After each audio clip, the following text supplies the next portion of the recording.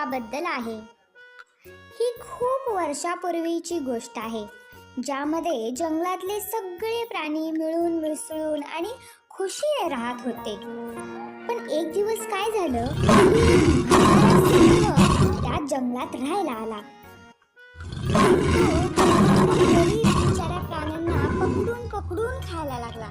त्यामुळे जंगलातले सगळे प्राणी आपला जीव मुठीत घेऊनच जगत होते. या त्रासाला आता जंगलातले सगळेच प्राणी कंटाळले होते. त्यांनी मिळून एक निर्णय घेतला आणि गेले त्या सिंहाला भेटायला. हत्ती म्हणाला, सिंह राजा, आम्ही जंगलातल्या प्राण्यांनी मिळून एक निर्णय घेतला आहे. सिंह म्हणाला, कसला निर्णय? कोणता निर्णय?